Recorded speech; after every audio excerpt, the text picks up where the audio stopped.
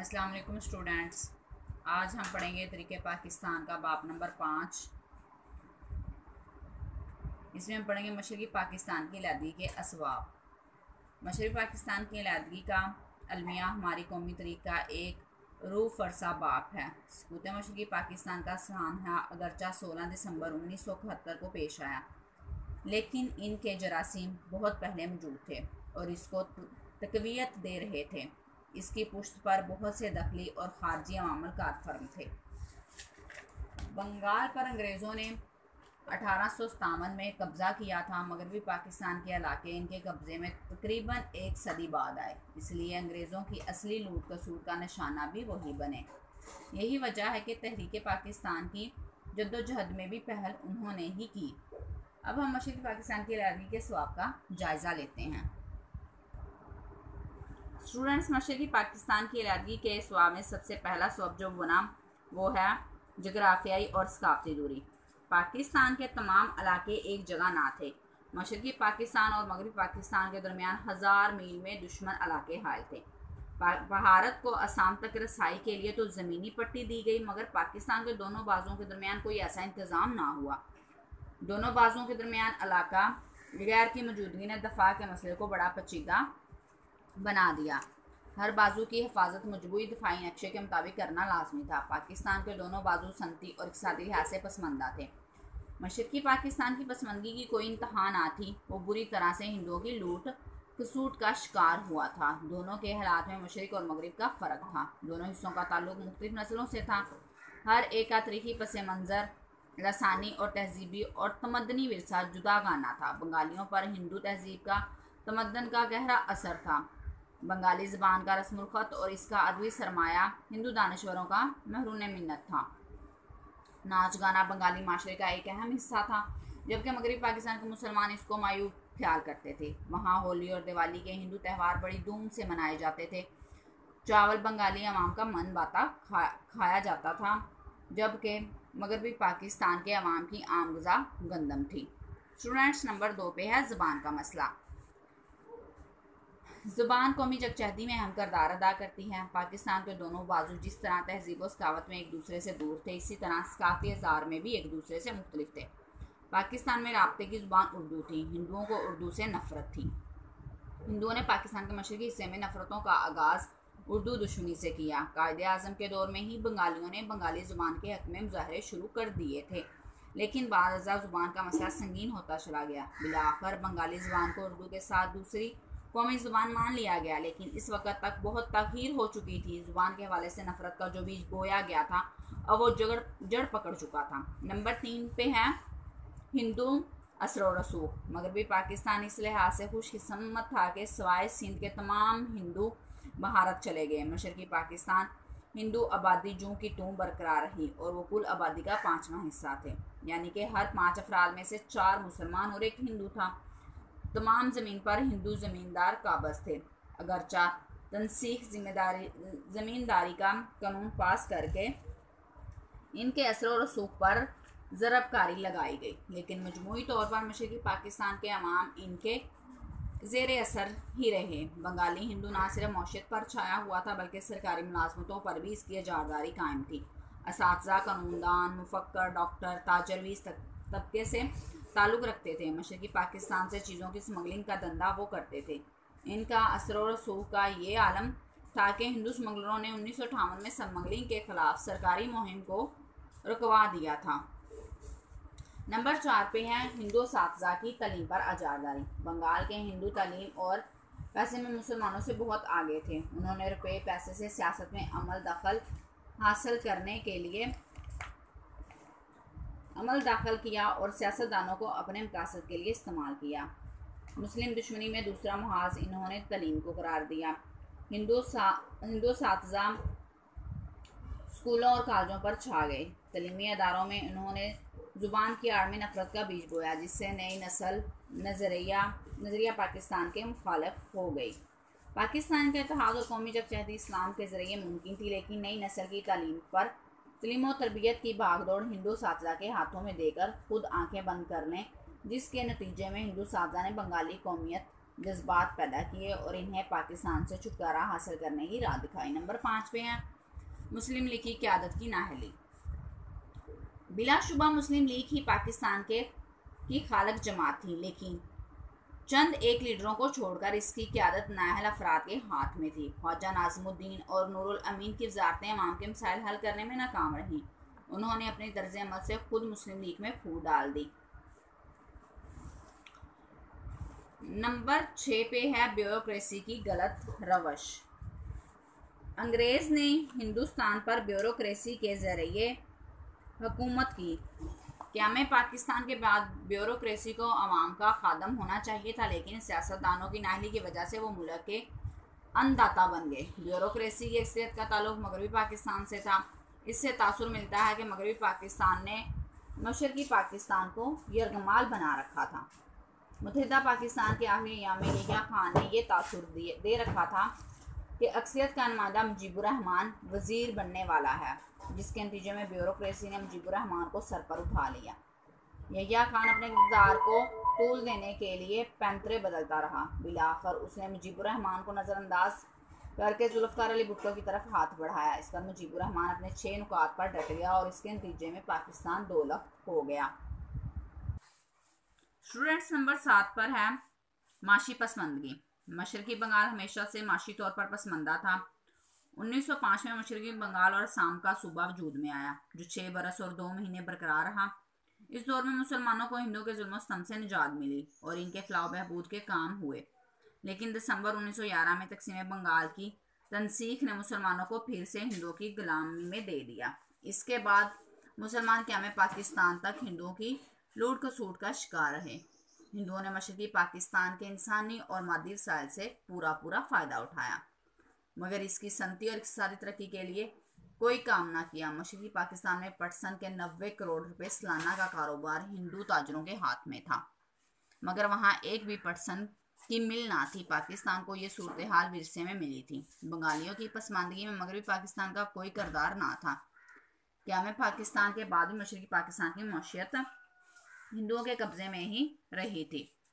Number 8 پر ہے بنگالیوں کا احساس محرومی۔ حکومت پاکستان بنگالی عوام کو اقتدار میں شرکت کا احساس دلانے میں ناکام رہی۔ اقتدار میں شراکت کے احساس کو پہلا دھچکا اس وقت لگا جب غلام محمد نے اپریل 1953 میں خواجہ ناظم الدین کی وزارت کو برطرف کر دیا۔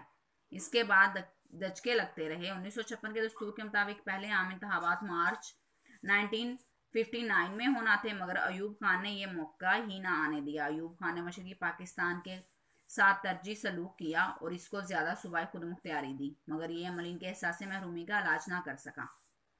نمبر 9 پہ ہے آئین کا فقدان۔ پاکستان میں آئین سازی میں غیر ضروری تاخیر ہوئی۔ پاکستان کے قیام کے بعد اگر آئین 2-3 سال میں تیار ہو جاتا تو صوبائی تعصبات سر نہ اٹھاتے، لیکن ہوا یہ کہ پاکستان کو پہلا دستور 9 برس کی طویل جدوجہد اور نشیب و فراز کے بعد ملا، مگر وہ چل نہ سکا۔ ایوب خان نے اس کا خاتمہ کر دیا۔ 1962 کا دستور ایک فرد واحد کی تخلیق تھا۔ اس کی تشکیل میں بنگالی سیاستدانوں کا کوئی حصہ نہ تھا۔ اس آئین کی مشرقی پاکستان میں زیادہ مخالفت ہوئی۔ یحییٰ خان نے اس آئین کو منسوخ کر کے پاکستان کو ایک بار پھر بے آئین کر دیا۔ اس دوران علاقائی سیاست نے جنم لے لیا۔ نمبر 10 پر ہے صوبائی تعصبات۔ قیام پاکستان کے فوراً بعد دستور سازی میں ملک کے دونوں بازوؤں کے حقوق کا تعین ہونا چاہیے تھا، لیکن دستور میں تاخیر سے غلط فہمیاں پیدا ہوتی چلی گئیں۔ مشرقی پاکستان کی آبادی 56% تھی، لیکن وہ پاکستان کے 5 صوبوں میں ایک تھا۔ اس کی تلافی 1955 میں 1 یونٹ قائم کر کے کی گئی، لیکن اس سے بھی محرومی کا مداوا نہ ہو سکا۔ تحریک پاکستان میں 2 قومی نظریے نے پاکستان کے دونوں حصوں کو اہم قدم بنا دیا تھا۔ قیام پاکستان کے بعد نظریہ اسلام ہی دونوں بازوؤں کو متحد رکھ سکتا تھا۔ نمبر 11 پہ ہے ایوبی آمریت۔ ایوب خان کی مستقل حکومت 10 برس قائم رہی۔ انہوں نے علاقائی سیاست کو جنم دیا، عوام کی ظاہر رائے کی آزادی سلب کی۔ انہوں نے کراچی سے دارالحکومت ہٹا کر اس طے شدہ مسئلے کو دوبارہ متنازع بنا دیا اور پھر یہ مسئلہ آخر تک کھلا ہی رہا۔ اس نے مشرقی پاکستان میں ترقیاتی کاموں کے ذریعے بنگالیوں کو اپنا ہم نوا بنانے کی کوشش کی، مگر اقتصادی پروگراموں بنگالیوں کے احساس محرومی کا بدل نہ بن سکے۔ मशरकी पाकिस्तान के लोग पहले ही अयूब खान को नापसंद करते थे। उन्होंने मजबूत मरकज़ को नारा लगाया तो बंगाली ये समझे कि मगरबी पाकिस्तान अपनी ताकत और इस्तेहकाम को ज़रूरी करार देता है। नंबर 12 स्टूडेंट्स, नंबर 12 पे है बड़ी ताकतों का किरदार। बैरूनी तौर पर पाकिस्तान एक बड़ी बैनुल-अक़वामी साजिश का शिकार हुआ। इसमें रूस और अमेरिका दोनों शरीक थे। रूस को पाकिस्तान से कई शिकायत थीं। इसने एशियाई तहफ़्फ़ुज़ की स्कीम तैयार की जिसका असल मकसद चीन की नाकाबंदी करना था। पाकिस्तान की सियासी स्कीम में इसके दोस्त मुल्क चीन के खिलाफ हो शामिल होने को तैयार ना था, जबकि भारत ने इसको कबूल कर लिया। चुनाचा भारत और रूस के दरमियान 25 साल दफाई मुआहदा हो गया। रूसियों को शहराए रेशम की तमीर से भी दुख पहुंचा था। मज़ीद बरा अमेरिकी सदर निक्सन के दौरा चीन और इसकी कामयाबी में भी पाकिस्तान ने अहम किरदार अंजाम दिया था। अमेरिका का चीन के करीब आने पर रूसी सख्त परेशान हो गया और उन्होंने पाकिस्तान से इंतकाम लिया। रूस ने न सिर्फ भारत को जदीद तरीन असलाह फराहम किया बल्कि जंग के दरमियान पाकिस्तान को धमकी दी कि वो बरेज़ीम के हालात से लाताल्लुक़ नहीं रह सकता। उसने ढाका पर भारतीय फ़ौजों के कब्जे से पहले सलामती कौंसिल में जंगबंदी के तमाम करारदादे वीटो की। नंबर 13 पे है स्टूडेंट्स फ़ौजी कार्रवाई। यहिया खान ने अवामी लीग की मुसल्लह बगावत को दबाने के लिए फ़ौजी कार्रवाई की। इसमें बागी अनासर का किला कमा किया गया। इसके साथ आम शहरी भी हलाक हुए। फ़ौजी मुजालम की ये खबरें गैर मुल्की अखबारात में छपीं, जिससे टिक्का खान को मशरकी पाकिस्तान का कस्साब कहा जाने लगा। इससे मशरकी पाकिस्तान के बंगाली अवाम की बड़ी तादाद जो पाकिस्तान के ज़बरदस्त हामी थे, फ़ौज के मुजालम की वजह से बागियों के हामी होती चली गई। इस मौके पर डॉक्टर A.M.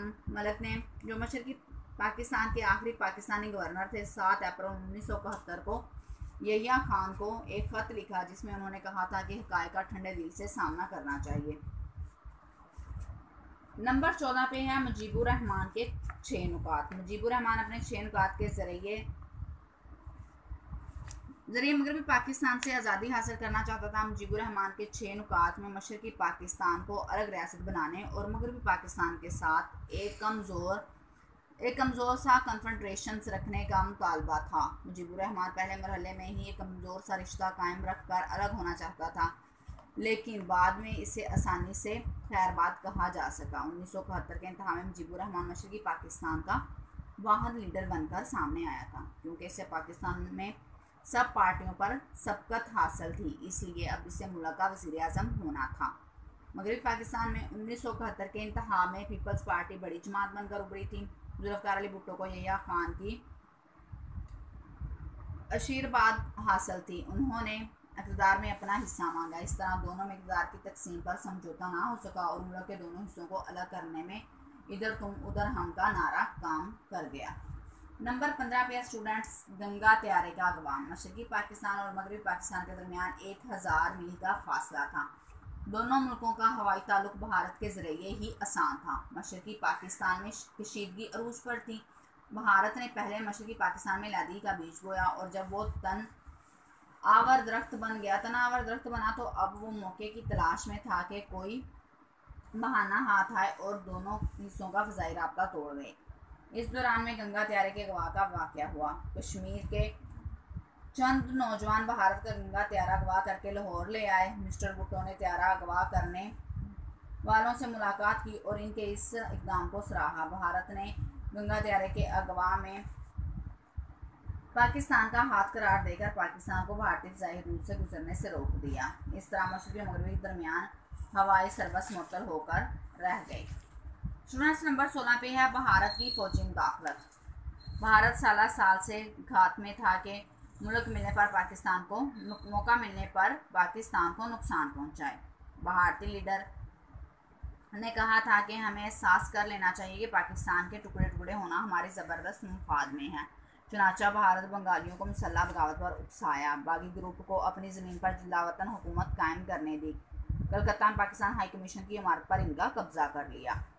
नंबर 17 पे है सलामती कौंसिल में पाकिस्तानी वफद की नाकामी। यूँ तो मशरकी पाकिस्तान की अलहदगी का तमाम काम मुकम्मल हो चुका था, ताहम उम्मीद बाकी थी कि सलामती कौंसिल में शदीद कोई सियासी हल निकल आए और मुजीबुर रहमान के 6 नुकात के तहत ही दोनों बाजुओं के दरमियान कमज़ोर सा ताल्लुक बाकी रह जाए। लेकिन सलामती कौंसिल में पाकिस्तान वफद के कायद मिस्टर भुट्टो जज्बाती हो गए और उन्होंने इस आखिरी मौके को भी खो दिया, जिसके नतीजे में ढाका पर भारतीय